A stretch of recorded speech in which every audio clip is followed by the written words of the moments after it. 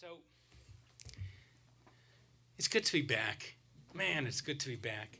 It's great to see you all. It's been too long. Actually, it wasn't too long for me, but apparently it was too long. I missed life cycle moments. I missed sadness and loss. I know I missed illness. I missed people going through crises and challenges.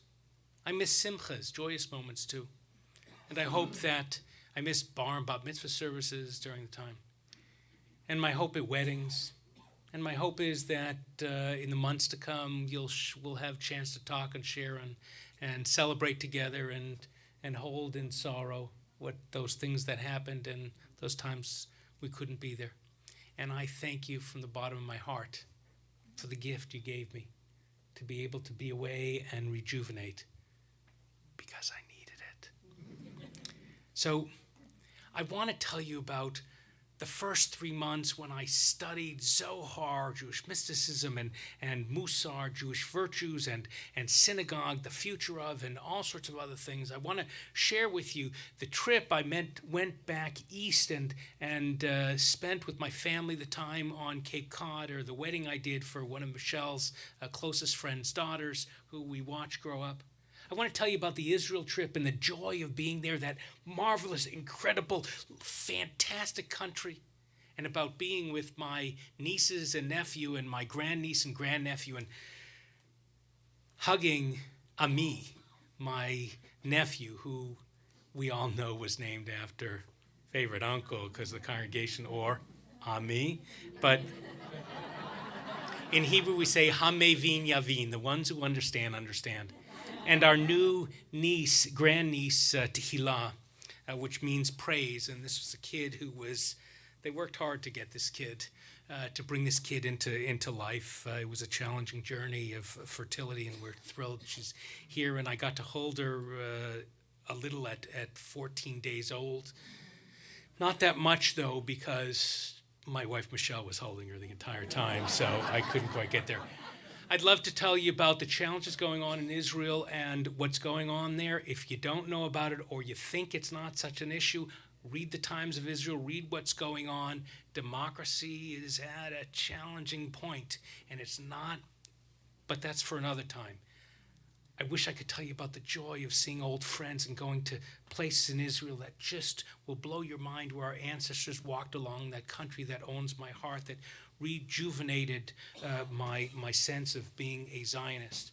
I'd love to tell you about the trip to Sicily we brought all 3 kids, and the one's wife and the other's girlfriend, now fiance, which happened just after they left. Noah got engaged to Becca.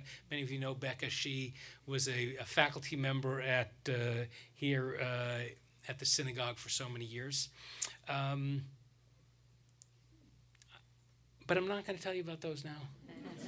Give us something to schmooze over a cup of coffee or hanging out or another sermon or whatever. I do want to tell you about the last place we went, Croatia. Never in 1,000 years would I have thought that we'd go to Croatia.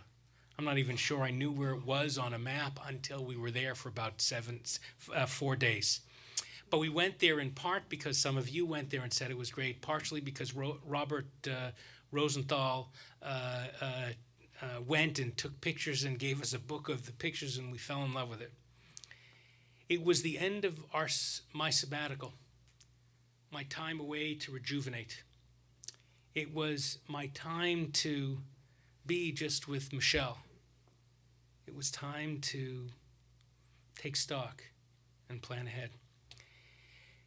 We had tour guides taking us all over. We were at Kerchak National Park, which is just gorgeous, the other one too. And then our guide said to us, I know a place for lunch. We should go. It's in a private cove on the Adriatic Sea. There's almost no one around there. We'll go into the house of these people. It's now a restaurant, but it's a house, and they'll make you pick this delicious dish.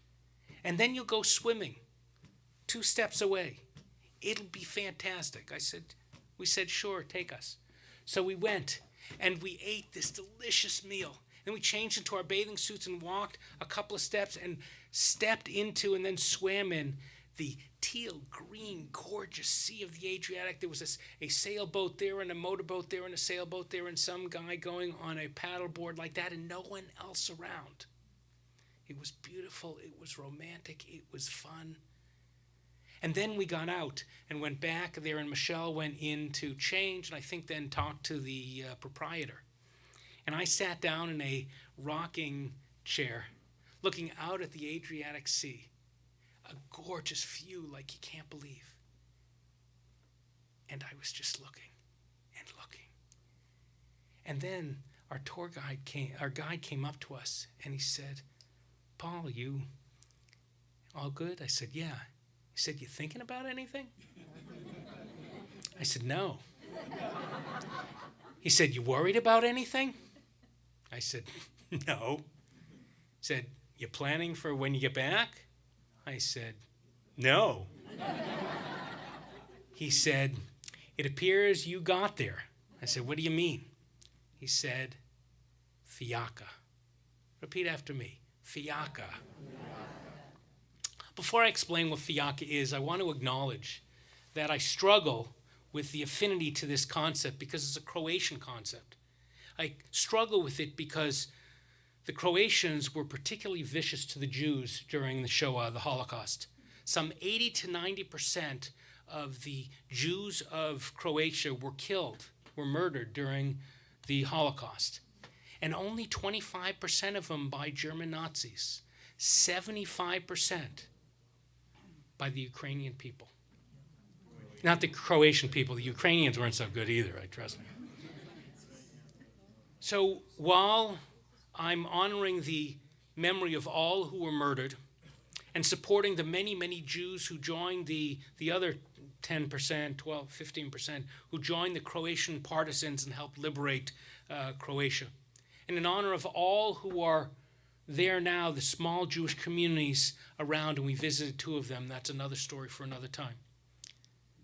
While honoring them, I still loved being in that country, the beautiful seas, and the people were so warm and wonderful. And they taught me, and they gave me Fjaka. Fjaka, as it's explained to me, is a sublime state in which the human aspires for nothing. The Croatian poet Jaksa Fiamengo said that Fjaka is a special state of mind and body. It's like a faint unconsciousness, he wrote, a state beyond the self, or if you will, deep in the self, a special kind of general immobility, a numbness, indifference to all the important and ancillary needs, a general passivity on the journey to overall nothingness. The sense of time becomes lost, he wrote, and its very inertness and languor gives the impression of a lightweight instant. More precisely, Fjaka is halfway between somewhere and nowhere, somewhere there in between. As someone you know who usually lives on a clock focused on the past and the future, forgetting to live in the moment, tied to my cell phone, to social media, and to all of you, and I love that, attaining Fjaka was wonderful. I understand it now as an intentional, disconnected bliss. The Buddhists have this notion sort of too. Joseph Goldstein talks about the pleasant state of non-craving. And there are jnana states in Buddhism that reach a deep meditation. For Jews, Fjaka is like the musical note from the Ta'amim et Nachta. Where's the cantor? What's et Nachta? Well, you see in trope, when you're chanting Torah, et Nachta is the symbol that melodically kind of represents like a comma or a brief pause in a sentence. Back to you, Rabbi. Thank you. We're going to have some fun this year. For Jews, Fjaka is an et Nachta. It's also connected to the notion of bitul. Say it, bitul, which means self-abnegation, which means sort of negating oneself, not fully so, but it's a step on the path to getting rid of self-awareness and self-reference. Bitul is a spiritual state whereby one's consciousness opens up to the continual flow of divine wisdom and new insight through nullifying one's own sense of being an autonomous, self-sustained being. Bitul, the Kabbalist teaches, the experience of ayin, of being nothing, within the, bless you, omnipresent radiance of God's infinite light. Some of us grew up in the me generation. Bitul, Fjaka, is the opposite of that. It's the nothing generation. Or we might think of it, to riff off of Shakespeare, as to be is not to be. My teacher from the Institute of Jewish Spirituality, Rabbi Jonathan Slater, explains that Bitul is about the removal of willfulness. Because sometimes too much investment in ourselves, in our human will and effort, our ingenuity and power, leads to haughtiness and idolatry, self-promotion, and sin. So think about it. Intentional, unconnected, disconnected bliss. Attaining that is not difficult, but you have to work at it. You have to stop doing and thinking and worrying and kvetching. You have to sit and meditate or walk or run or do yoga or turn off the TV and the social media. Stop watching that destructive cable news, whichever channel you like. Sit by the ocean. Go to the top of a mountain. Sit in your backyard. Sit in your living room and just look and stare, or color, or sing, or look at a sunset. Fjaka, Bitul, is the sense of living in the moment, not worried about what was, or what is, or what will be. It's not pursuing anything, just blissfully being. Now, you all know me. That's pretty hard to imagine me doing that, right? Fjaka is wonderful. And it was the gift that you gave me, and you can ask Michelle about it sometime. She would look at me smiling, and I'd be, what are you smiling about? She said, you. And I said, what about me? And she said, there's nothing there. And I said, ain't it great? But then comes a point when it's time to reconnect and get moving.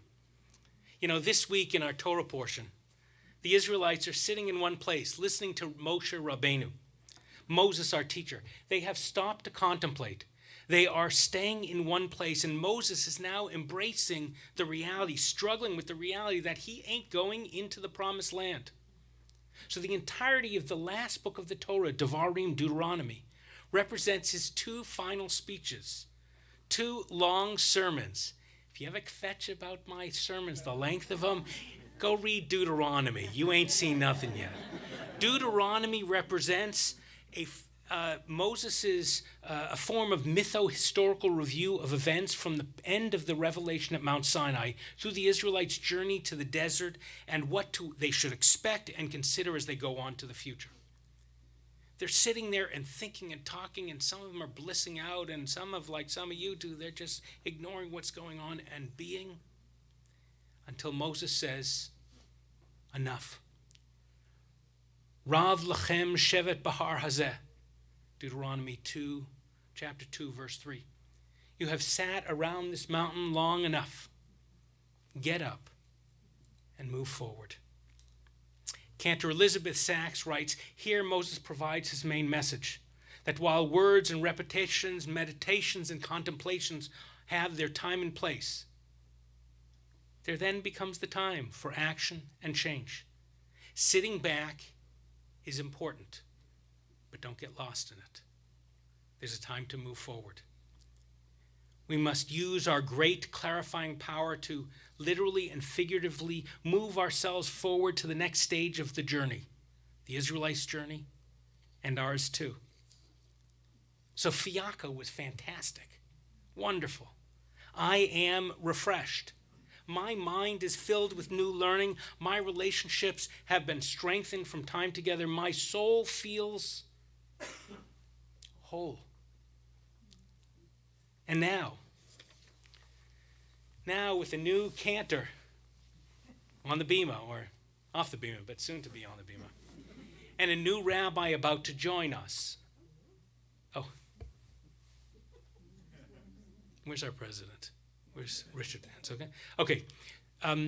Some of you know that we had a rabbinic search committee because Rabbi Julie was going, and they did some work, and we looked internationally, and I'll tell you more about it in an email coming out next week. But just this morning, we got the last piece of the puzzle that allows us to announce.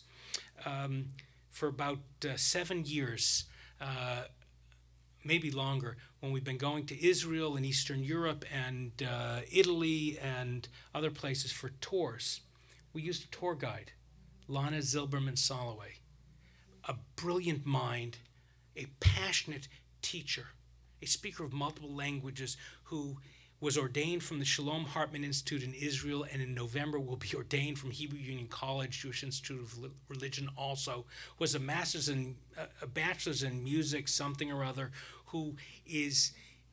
who's the one they bring in whenever they have machers, important people coming into the state of Israel, and they want to give some tours, who for Honeymoon Israel is their opening speaker. She is fantastic. She's great with kids. I just saw her on the tour with all these kids. Great with adults. She's going to spend 30% of her time expanding our adult learning and helping us look in depth in a really complex and nuanced way about Israel.